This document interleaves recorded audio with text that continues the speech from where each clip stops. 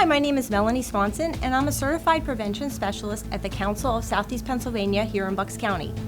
Hi, I'm Manny Rivera. I'm a licensed professional counselor, also the clinical director at Steps to Recovery in Levittown. If you are the parent or guardian of a young child from preschool through middle school, we have an important message to share with you today about substance abuse prevention. You probably know about the dangers of substance abuse among teenagers and adults, and are likely aware or maybe even have been affected by the opioid crisis, which is negatively impacting individuals and families here in Bucks County and across the nation. Experts agree that strong parental involvement and education are two of the best ways to protect our children.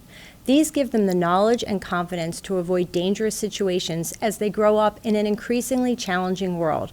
But you might be wondering, how young is too young to begin talking to our children about substance abuse prevention? The short answer, it is never too early to start having age-appropriate conversations with your child, years before they might face decisions about drugs, alcohol, vaping, and tobacco use. Of course, every child develops differently, and those conversations should be geared to their own personality, level of understanding, and curiosity.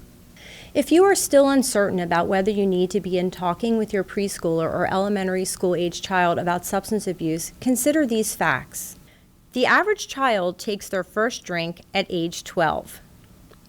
Inhalant abuse is commonly seen at the elementary level.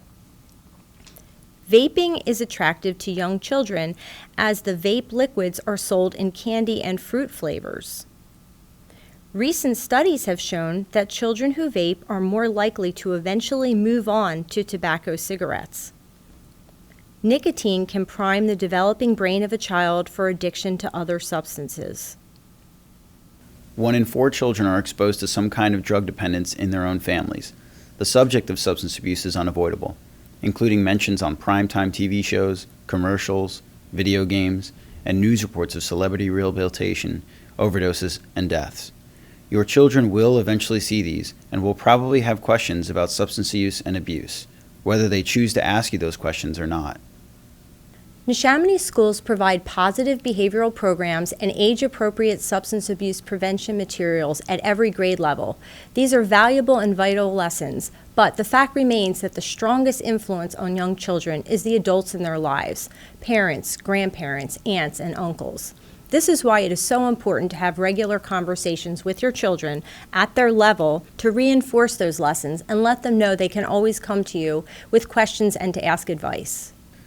These conversations should start as early as age 4 or 5. At that young age, you can discuss the dangers of ingesting household products, such as cleaners, and what the warning labels mean. Explain that prescription or over-the-counter medications are drugs that can help the person for whom they are meant but can harm anyone else, and children can only take them when given by a trusted adult like a parent, doctor, or nurse. Teach them to respect their body with good habits such as healthy eating and exercise. Reinforce positive behavior. Encourage them to talk to you anytime they have questions or are uncertain of their choices, big or small. As children get older, the conversations can get more specific. If you have built a foundation of open dialogue with your child, they will be more comfortable approaching you with questions about situations involving substance abuse they may encounter at home, at school, or see in the media. Family dinners or car rides are timely opportunities to open these important discussions, and parents should encourage such conversations. By the 3rd grade, students should understand the difference between food and poison, medicine and illegal drugs, the concept of addiction, drug use, legal, prescription, or illegal, can be hard or impossible to stop. Why adults can drink in moderation but children cannot. Alcohol harms growing brains and bodies. By the end of elementary school, children should understand the immediate effects of alcohol, tobacco, and other drugs on the body, long-term consequences of substance abuse such as addiction and negative impact on family, jobs, relationships, and life itself. How drugs can harm growing bodies. Using alcohol, tobacco, vapes, and other drugs are decisions that our children are making at increasingly younger ages. The just say no approach is ineffective when we don't give our children instructions on how to say no. Imagine and even act out different scenarios with your child to think about how he or she would respond in specific situations. Challenges might come from classmates, friends, or even relatives. If your children are strong, prepared, and know that you have their back, they will have the confidence to resist poor choices and social pressures. You can find more information and ideas for talking with your children about substance abuse by downloading and reading this brochure, Tips for Parents on Keeping Children Drug-Free, which can be found on the Stand Up Neshaminy website. You can also find more videos, information, and links to help resources at the site, which will be continuously updated. If you have questions or need assistance, please contact your school counselors and they will be happy to help you out.